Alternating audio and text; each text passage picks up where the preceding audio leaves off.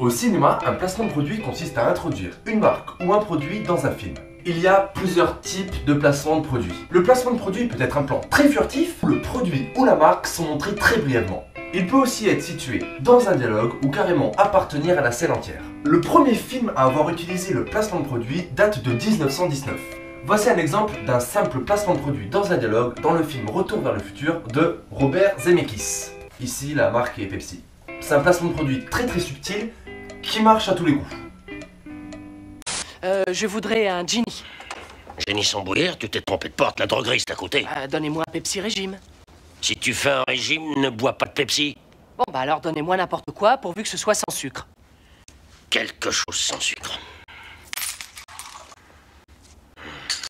Donc, on le disait, il y a plusieurs types de placements de produits. Dans un premier temps, les placements de produits où la marque ou le produit ont véritablement connu un essor commercial grâce au film.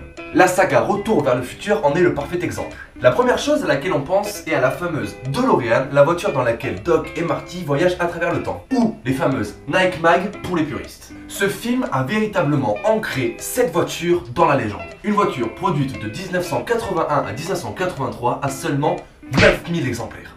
Juste. Robert Zemeckis, le réalisateur de Retour vers le futur, avait comme idée de départ de faire voyager ses personnages dans un frigo. On peut donc dire que l'idée de la voiture est un bon choix. Si mes calculs sont exacts, lorsque ce petit bolide atteindra 88 miles à l'heure, attends-toi à voir quelque chose qui décoiffe. Un autre type de placement de produit, c'est le placement de produit qui sert de référence ou d'hommage. Dans le film de Tarantino, Kill Bill, Uma Thurman porte une paire d'Asics, les Asics Onitsuka Tiger, qui se marient, on peut se l'avouer parfaitement avec sa tenue jaune, qui est, au passage, un parfait hommage à Bruce Lee dans le film Le Jeu de la Mort. En revanche, Bruce Lee ne portait pas des Asics, mais des Adidas. Énorme! Le troisième type de placement de produit, c'est le placement de produit qui sert à provoquer, à faire outil de provocation. Fight Club est un film qui critique avec jubilation la société de consommation dans laquelle on vit. Et ça n'a pas empêché David Fincher, le réalisateur de Fight Club, de signer avec de nombreuses marques, notamment avec la marque Nike. C'est là où le réalisateur est hyper balèze, car il finance son film avec ce qu'il critique. On se souvient aussi de la fameuse scène de placement de produit de la marque Ikea, c'est littéralement le catalogue qui prend vie devant nos yeux. Clever, like a little coffee table in the shape of a yin-yang. I had to have it. The Klipsk personal office unit, the Hovatrek home exerbike, or the Yohanneshav sofa with the string green stripe pattern.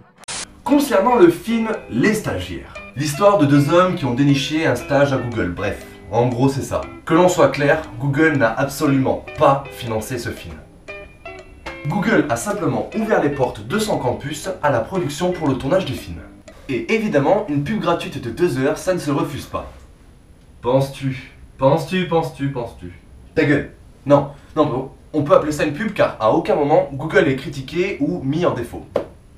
Un autre type de placement de produit, alors là c'est le placement de produit, moi je veux faire des sous, moi je veux faire des pièces, à base de... Je veux de la easy money. On ne pourrait parler de placement de produit sans évoquer notre cher et emblématique espion, James Bond. Les films de James Bond constituent véritablement un déluge de placements de marques. La marque de soda Coca-Cola, Sony, Omega, Gillette, Perrier, Smirnoff, BMW, Aston Martin, Ericsson, Philips, Heineken, les voitures Ford, la marque de vernis à ongles, Opie.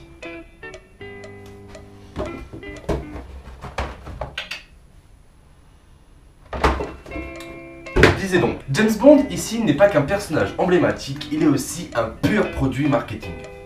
Lorsque l'on produit un film, une vidéo, un court-métrage ou même un podcast, suivant son mode de diffusion, il est délicat de filmer une marque ou un produit sans son accord préalable.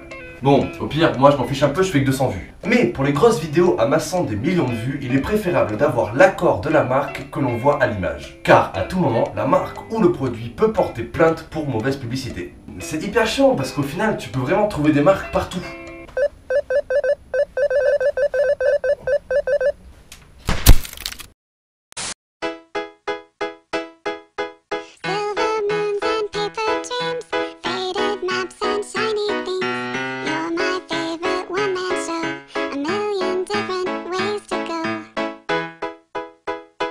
You fly me away. Bon, alors toi, tu sais ce que tu dis. Tu dis penses-tu, penses-tu. Ok, ça roule. Ok. Moi je fais quoi? Toi,